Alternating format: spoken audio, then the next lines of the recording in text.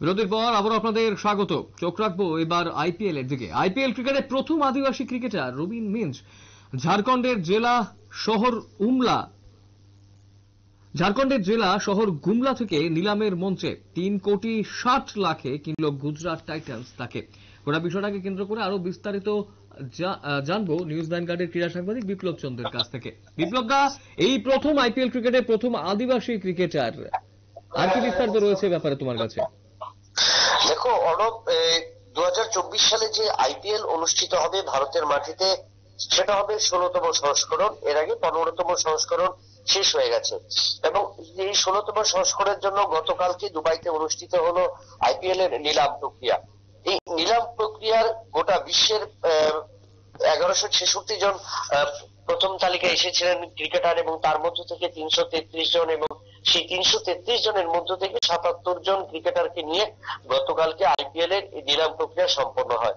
তবে একটা আশ্চর্যের বিষয় হলো, এত বছর আইপিএল অনুষ্ঠিত হয়েছে, প্রায় 1.5 দশক অতিক্রান্ত, কিন্তু 1.5 দশকের মধ্যে কোনো আদিবাসী ক্রিকেটার আইপিএল এ খেলার সুযোগ পায়নি।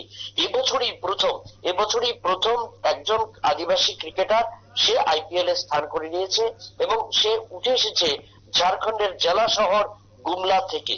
অর্থাৎ গুমলা যে শহর, এই শহর কিন্তু অনেকটাই পালকোট দুর্গ আছে, টুরিস্টদের বিশেষ আকর্ষণ সেই দুর্গ, যে পালকোট দুর্গ, সেখানে কিন্তু হলো এই শহর গুমলা। এই গুমলা থেকে এই ক্রিকেটার উঠে এসেছে। যদিও জাতীয় স্তরে এই যে ক্রিকেটার, সে দারুণ পারফরমেন্স করেছে, তার জন্য কিন্তু এই রবিন মিঞ্জ কিন্তু প্রথম আদিবাসী ক্রিকেটার হিসেবে কিন্তু এবার খেলার সুযোগ পেল আইপিএল এ, এবং তাকে কিন্তু 3,60,00,000 টাকা দিয়ে গুজরাট টাইটান্স কিনেছে। এই অলরাউন্ডার ক্রিকেটার ইতিমধ্যেই জাতীয় আসরগুলিতে তার অসাধারণ পারফরমেন্স, যে পারফরমেন্সের কারণে কিন্তু গুজরাট টাইটান্স তাকে 3,60,00,000 টাকা দিল।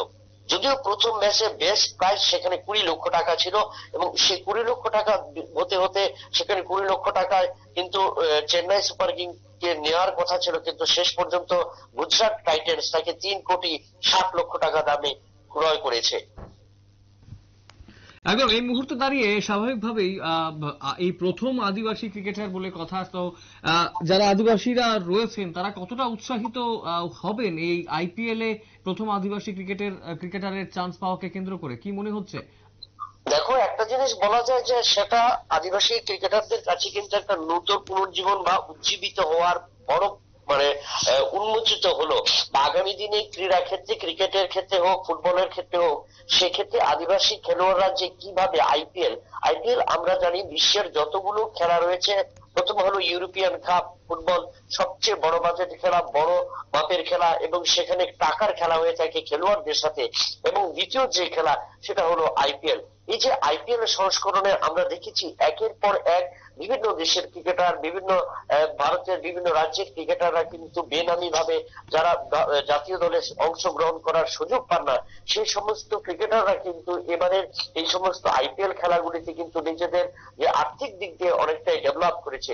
তো সেই ক্ষেত্রে এই যে আদিবাসী ক্রিকেটার উঠে এসেছে, তাতে বলা যায় যে আগামী দিনে এই রবিন মিঞ্জ কিন্তু একটা নতুন প্রবেশদ্বার করে দিল, বা নতুন উন্মোচিত করে দিল যে আদিবাসী খেলোয়াড়রাও পিছিয়ে নেই, তারাও কিন্তু পেশাদারী খেলার গুলোর মধ্যে কিন্তু নিজেদের মনোনিবেশ করেছে, এবং সেই একাগ্রতাটাকে রেখে এবং সেই একাগ্রতার নিরিখে কিন্তু তারা কিন্তু আন্তর্জাতিক যে খেলোয়াড়দের সাথে খেলার সুযোগ পেয়েছে। তার পাশাপাশি আগামী দিনে যখন বিদেশের মাটিতে অন্য সমস্ত প্রিমিয়ার লিগ গুলি হবে, সেই সমস্ত খেলাগুলিতেও কিন্তু তাদের ডাক পাওয়ার সম্ভাবনা থাকবে। অর্থাৎ মোট কথা বলা যায় যে এই রবিন মিঞ্জ যে সুযোগ পেলেন, এই সুযোগ আগামী দিনে আদিবাসী খেলোয়াড়দের আরো বেশি করে মাঠ ময়দানে কিন্তু যাওয়ার ক্ষেত্রে একটা প্রশস্ত করবে, এবং একটা নতুন দ্বার উন্মোচিত করবে বলে বিশ্বাস। একদম অসংখ্য ধন্যবাদ বিপ্লব দা বিস্তারিত তথ্য তুলে ধরার জন্য। এবং স্বাভাবিকভাবেই আইপিএল এ প্রথম আদিবাসী ক্রিকেটার 3,60,00,000 টাকায় তাকে কিনল গুজরাট টাইটান্স, এবং স্বাভাবিকভাবেই এক নতুন দ্বার যে উন্মোচিত হলো তা কিন্তু বলার অপেক্ষা রাখে না। সময় ছোট, বিজ্ঞাপন বিরতি, রয়েছে অন্যান্য সংবাদ, সঙ্গে থাকবেন।